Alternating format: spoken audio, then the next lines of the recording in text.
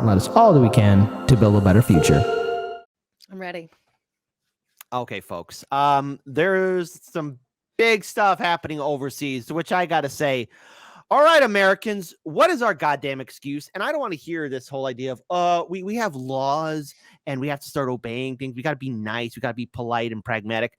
The French president, President Emmanuel Macron, uses his constitutional powers to force a retirement age from 62 to 64 without parliament's approval, causing protests in the streets. Look, Americans, I don't care what state you live in, red or blue. I don't care what generation you're a part of, the color of your skin, who you worship, or who the hell you voted for. I don't care. But we know what's happening. Americans are struggling with student debt. Americans are struggling with medical bankruptcy. We don't have health care in the richest country in the world, where Americans are being evicted from their homes and apartments. Small businesses are being shut down. We have an infrastructure that's crumbling apart. We have environmental pollution impacting all communities across this country. We have politicians doing insider trading, enriching their lives. We have politicians committing crimes. We have a corrupt system ruling over us. We have money in politics. We have the top 1% dictating policies over us to make our lives miserable. What's stopping you? Because the people of France, and I don't want to hear the jokes, oh, the French are weak. They're out there doing it ECW style, okay? We're over here just being, oh, we got to be nice, or my politician cares about me. Get the hell out of here. This is what we want to see. And the thing is, with this economic collapse, and we are talking about that later on in the show, I want to pull up this video. Shout out to Case Study QB. Be sure to follow him on Twitter. He is wrongly being censored. So I want to pull this tweet up of, well, the French president basically stepping in it. If you look past the pile of flaming debris in these photos, you can see that in the distance is the Eiffel Tower. I point that out to give you a sense of how this is happening in the very center of Paris. Notice the tone in which they're talking. I want to pull up the tweet again. Hold on. Because, again, notice how they're talking about it. They're showing it. Oh, it's in Paris. It's supposed to be a nice tourist attraction. Not in Europe. Why would there ever be Lauren, can you ever think in French history a moment of a huge revolution? I can't think of one. I can think of maybe 5. Okay. Oh. So this is, hey, person at MSNBC. First time seeing a revolution. First time in France. in France. In all places, a revolution in France. What? Out to give you a sense of how this is happening in the very center of Paris. Tonight, several thousand protesters lit fires and clashed with police clad in riot gear throughout the city. And the images are breathtaking. The thing that these protesters are angry about is that today, French President Emmanuel Macron raised the retirement age in France from 62 years to 64 years. But they're not just mad about that policy change. The protesters are also mad at the way Macron did it. There was supposed to be a vote today in France's parliament on this issue, but it was unclear if Macron's side had enough support. So just minutes before that scheduled vote, President Macron invoked special constitutional powers to shoehorn the changes through parliament without parliament's approval. French parliament is incredibly confusing. So whether this will lead to a no confidence. No. See, now you're doing a disservice. And this is my critique of her. All right. Hey, I get being a journalist, reporter, especially in a mainstream outlet is, tough. But when you talk about a parliament, especially another government's parliament, you say it's confusing. Again, just my 2 cents. You need to explain it then to the American people, because we don't have a republic or a democracy. We have an oligarchy. And many Americans may not be familiar with parliamentary procedures. So it is your due diligence to explain that to the people. Well, wait, why is it confusing? Vote or a vote that just repeals what the president just did, it's all too early to tell. But it might be wise for Republicans in this country who have toyed with the idea of raising the retirement age and to have proposed reforming the social safety net in all manner of undemocratic negotiations. It might be wise for them to look at what is happening across the Atlantic. Lauren, before we play the next video, your comments. Yeah, I mean, the way that, again, like on all of the videos that we're going to see today, that the way they're talking about this is very much like, oh no, we're so upset. Wah, wah. But it's like they have a very legitimate reason to be upset about this. And it's really sketchy that Macron just decided to push this on the day there was supposed to be a vote. Because like that was the other thing, was there was supposed to be a vote about it, and that day he shoves this thing through to bypass Parliament because he knew he didn't have the support for it. And that, if it is allowed to stand, and even if it's not allowed to stand, does set a pretty dangerous precedent for not only France, but like that could have global effects if other countries look at it and be like, oh, you know what, I guess that is a thing.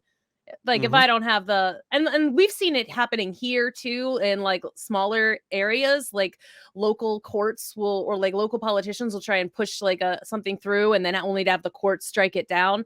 But like, again, and I feel like I've made this point before, whenever that kind of thing does happen and the people who do it are allowed to stay in power for years after, that sends a message that people in general are okay with it and that eventually they're not going to fight back.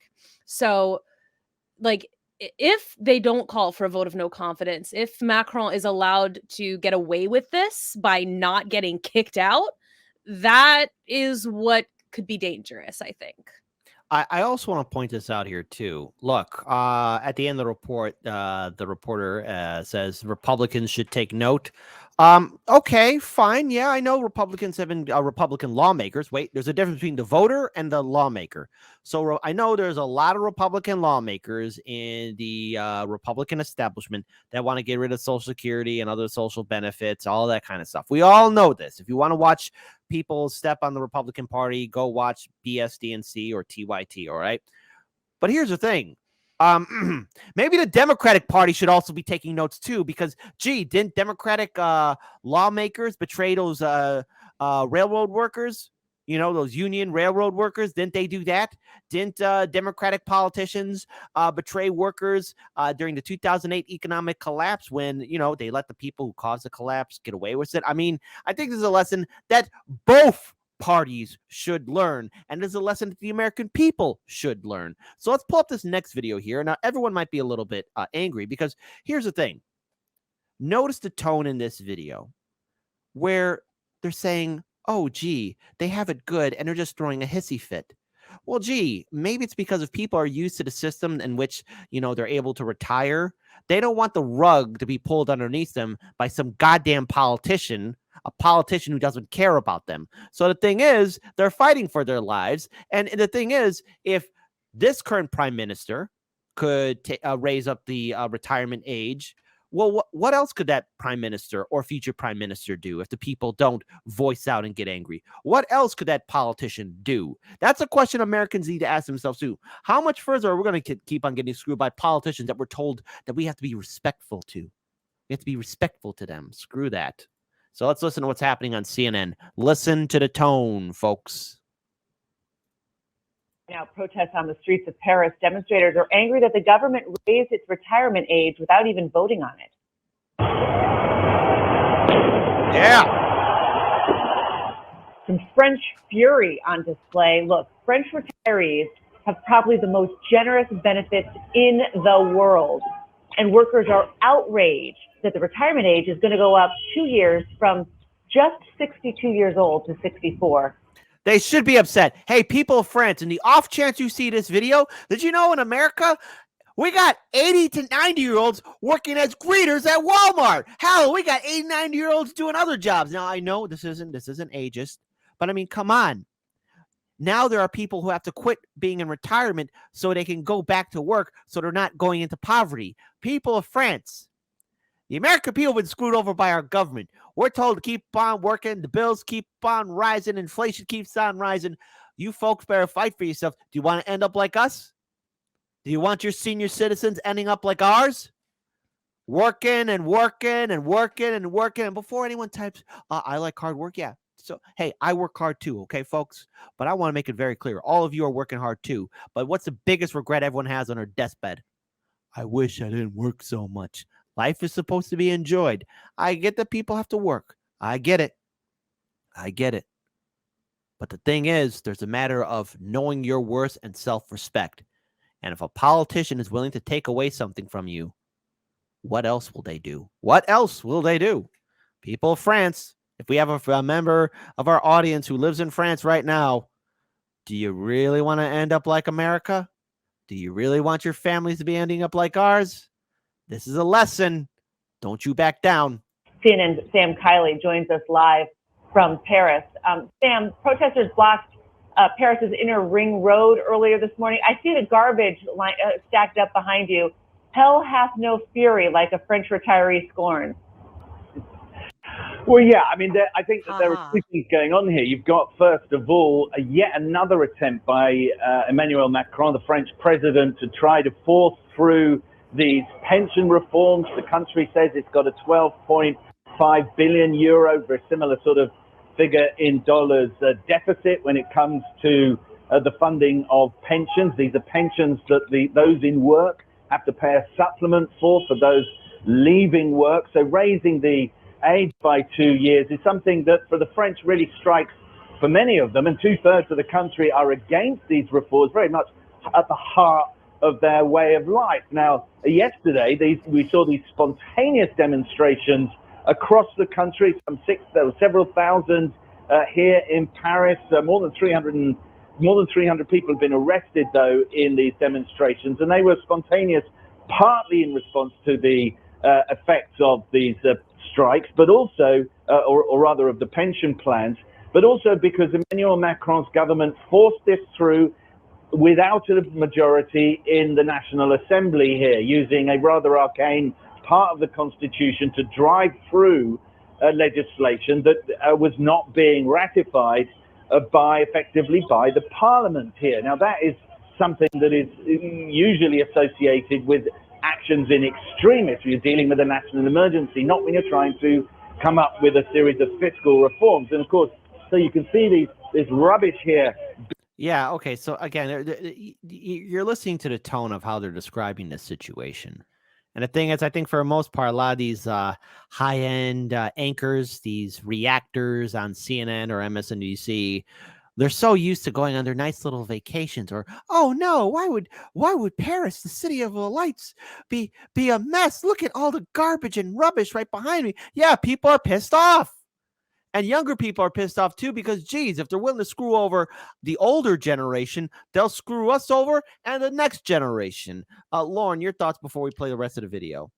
I mean, I'm glad that it's a lot of young people are out there fighting for it, because it's like that's, young people are the future. And I'm glad that you see more and more people realizing that, like, oh, wait a minute. This will affect me soon. And like, I feel terrible for like the 62-year-olds who are like, I was supposed to retire this year, and now you're telling me I have to work another 2 years. Like, are you, what? Are you joking? What? Like, What? that's just so tone deaf. It's incredibly rude.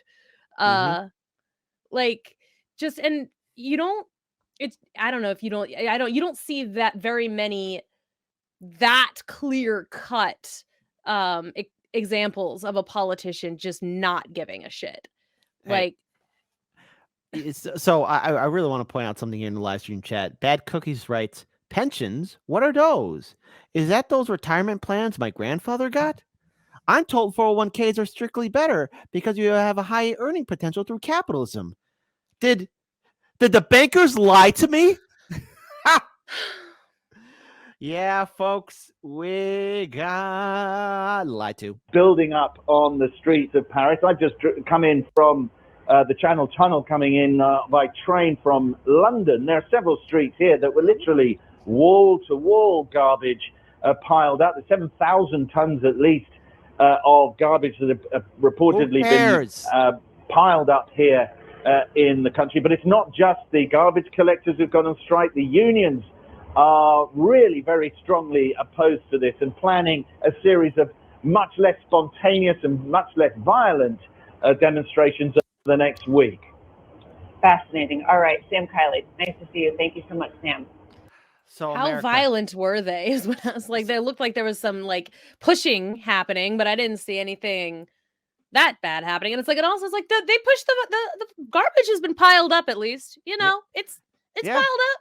At It's least not. it's piled up nice and neat and not Oh, on but the floor. he's from London, Kit. He's just Lon- coming from London, across the channel from London, because he's so fancy. London, England. London, England. That's where he is from. Well, it's very fancy. So I'm there from you go. London, and I've come across a channel to shit on France because I'm from London. At least, you know what? Here's the thing. I know. I was thinking that too, Wendy. I was also thinking. I was like, I have the song about the barricade stuck in my head right now. Like, like that's just playing like in my head. Yes. There we go. Les Miserables. What was that play? Oh, I'm gonna screw it up. Les Miserables or something, right? Or Les Les. Miserables. Yes, there we go. That's it. Well said. So, folks, what can we learn from this? We can learn that people, when they get angry, they have every right to fight back. And so, to the American people, what's it going to take for you to get involved? Because you have some people in the left who are still holding on to hope that Biden can do things or do something. So look, this is another video from Case Study QB discussing, could the left revolt against Biden as he gets more conservative? And the thing is, why haven't you? Roe v. Wade died under his watch. And yes, we're going to be talking more about that later on in the next segment. But again, progressives, everybody, Biden made sure that nothing would fundamentally change. The kids are still in cages. The Biden-Harris administration are still implementing many of Trump's foreign and domestic policies. So what's it going to take? I mean, do we like getting slapped around? Maybe, hey, guess what? Leftist movement. Maybe you're not as tough as you think you are. Including on Politico today, about a few steps that President Biden has recently taken sort of towards the center, sort of risking alienating some of the left part of the party. That includes the D.C. crime bill, which he eventually opposed, this authorization to do more drilling in Alaska, going back on a campaign promise to not do so, and the speculation that they may institute some Trump-era border policies there to just curb the flow of migrants across into the United States. What are you hearing in terms of how upset the left is about this? Is there any chance this could fuel a bit of a rebellion against the West Wing? Yeah, fabulous story by you and our colleague Daniela Diaz up on the site today. Just so many jumps in the mirror. But it is, that's true. That is something that has been bubbling up for a while. There's been a concern from the left since President Biden walked into the Oval Office that this was something that was going to happen, that they were going. No, it wasn't something that was going to happen. It was going to happen, and Hard Lens Media warned everyone about it. We told y'all that he was never going to follow through with any promises he made to the left. Lauren, your thoughts real quick. The whole thing, Biden moves to middle. It's like the man has always been a centrist at best. So it's the fact that they're treating this like it is something new, or that it's something surprising, or that might alienate leftists is crazy to me, because the man has never ever been left. He's always been very much in the center. And just the fact that they're trying to frame this like it is something new or shocking is just kind of wild to me, because it's I knew back then, I wasn't on Hard Lens at the time, but I knew back then that the man was centrist. He's not as hard right wing as Trump's pretending to be, or as DeSantis is, but he's never been very left. He was Obama's pick because he was a good centrist vote, and you could get a wider variety of support. So I don't know, the fact that they're trying to make this out like it's something new or different, or that shocked. Yeah, it's another thing too. Again, we're seeing these protests happening in France. We're seeing the workers getting angry. All those union votes, all these union groups, all these environmentalist groups, all these social justice groups. Why aren't you on the streets criticizing Biden? What, are you afraid that it's going to make him look bad in 2024? Maybe it's a sign that he needs to go. He didn't follow through with any promises. Roe v. Wade died under his watch. If that happened under Trump, the protests would still be ongoing. Okay? I just know this with absolute confidence, the protests would still be ongoing. Same thing with all these workers, these union groups. This man doesn't care about you. This man doesn't care about social justice. This man doesn't care about workers' rights. This is Joe Biden. He is the architect of neoliberalism here in America. Him and his fantastic friends. They weren't going to see the left-wing president that they wanted. And, when you talk to White House aides, what they say is President Biden was never, a left-wing populist type of person. But he has passed a lot of bills. And the White House had created a relationship with progressives in Congress, especially, and kind of calmed them down, saying, look at the things we're passing. A lot of this is what you want, especially on climate change, where there's so much fervor and concern about what's going to happen in the future, what that actually looks like.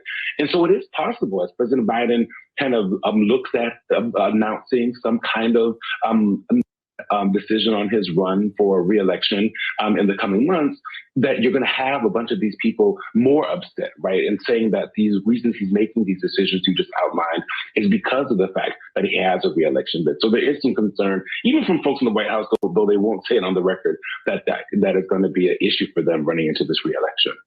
Yeah. And again, Biden has yet to make his announcement that he's going to run again. So again, voters, workers, what's stopping you from hitting the streets now? I mean, already we're going to be talking about that economic crash that's coming around the corner. We're going to be talking about it. I mean, start looking into that workers' strike back movement. Like there are things that you can look at that are in your area and there are within your vicinity that you can get involved with and, start trying to make a move. Yeah. And one other thing here too, for this final video that I'm going to pull up here, again, it's a sign of things to come, because when you see video clips like this on corporate media, they know that Joe Biden and the current administration are struggling. And yes, this is a criticism of Biden and Kamala Harris because their approval numbers are falling down. Kamala is an absolute disaster of a politician. And when you see clips like this discussing Sanders' force in the Democratic Party, you need to harness that energy in order to win again. So in other words, I just wanted to say this right here with this tweet that I'm going to play. Okay. When they say they need to harness that energy again, it means they need another Sanders to sucker people to vote for the corporate Democrat, because Bernie Sanders not once but twice failed purposely and then gave his support and endorsement to the corporate candidate. And so now there's all this hype around Marianne Williamson to be the next big thing. And somehow Marianne Williamson's endorsement is going to help out Joe Biden in 2024 or the next corporate Democrat, whoever it will be if Biden doesn't run. Don't be a sucker. All right. A lot of people fell for it not once, but twice. Don't fall for it again, because they want you all to be suckers to vote for a Democrat who won't do anything, because as Biden said it himself, nothing will fundamentally change. The other big force in our politics has been populism. And notice this, you've seen it, the rise of the Sanders forces, which is whether Bernie Sanders never got the Democratic nomination, but there's millions of Democrats out there. No, he could have got the nomination, except there was election fraud. And then number two, notice this, folks, they're calling the Sanders force. They know that Bernie Sanders was able to command millions of voters and supporters. They know that he was more popular than Hillary and Biden. Mm-hmm. They know that. And Obama had to make that phone call on that dreaded Super Tuesday in order for Biden to get the endorsements of Klobuchar and Pete Buttigieg, train man himself. So, folks, they know it. But the thing is, what I want to tell everyone here, don't vote Republican. Don't vote Democrat. Support independents. Support third parties. Support citizen ballot initiatives, okay? This is what our energy needs to be focused on, not the next Bernie Sanders, not Marianne Williamson, not Bernie Sanders himself, or any other progressive waiting in wings to harness the movement that won't go anywhere. The movement's down the drains. There who have been in a state of righteous pissed offness at Wall Street, Fortune 500, for a decade now. And it's an incredibly powerful force in the Democratic Party. And if you're Joe Biden, you need to, if you think you're going to be unchallenged for the Democratic nomination, you need to harness that energy to be able to win again, to win re-election. And being seen as the guy who's on the side of bank bailouts, and particularly bank bailouts related to the crypto sector and the guys in Silicon Valley, those rich dudes out there, is not the thing that animates people who rightly make a lot of the points, who feel not as articulate as Anand does, but have the sense that the game is rigged and that there is no cost. So you could be playing with the casino money and you'll eventually get bailed out, even if you have not made any real contributions into the system. That is not a great path for a Democratic politician in 2024. And we know that on the right side, Donald Trump and Ron DeSantis, certainly, whoever the Republican nominee is, they will try to tap into that. The right side, the populist impulses, and they do it in a promiscuous way. They do it in an intellectually inconsistent way. Oh, yeah, but then again, why are the Democrats then shooting themselves in their own foot? So in other words, yeah, the Democrats caused this problem. Biden and his administration caused this problem. Freaking jagoff. Ideologically inconsistent way, but it's there. It's a big part of what shapes the landscape. And so I think Biden, in his stomach, is like, do I want to say, would a banking collapse help us? No. Is the responsible thing to do to keep that from happening? Yes. Are the politics here dicey? Yeah, they're dicey. And it's going to be interesting to see how all that plays out over these coming months. And we'll see how much worse things get in the financial sector. This was the problem back in the first Great Recession, too. They had to deal with all that kind of very, hinky politics around doing the right thing. Lauren, I want to give the final comment to you. Well, just saying that last thing he said, the hinky politics about doing the right thing, is such a despicable thought. There should not be any politics about doing the right thing. That's because it's the right thing to do. So, like, the fact that he's even mentioning that the people in power, the people who are in charge of us, are still thinking like politically about helping people is just despicable. It's just so disgusting to me. Like, that's nasty. There should not be politics around doing the right thing. Otherwise, it wouldn't be the right thing. It would be politics. Like, there shouldn't be a discussion. So, like, that's horrifying. So, again, just to add to your point, I'm looking forward to 2024 because the thing is, there's a lot of political ammunition that whoever the Republican nominee can use against Biden. And the thing is, this is not an endorsement for whoever the Republican nominee will be. But the thing is, it'll be our job to give an analysis of it. And the one thing I'm going to say again and again and again and again is that the Biden-Harris administration, the progressive wing of the Democratic Party, including AOC and Bernie and all the corporate Democrats, did this to themselves and everyone who's a vote blue, no matter who. Well, this is the hole you dug. Good luck getting out of it.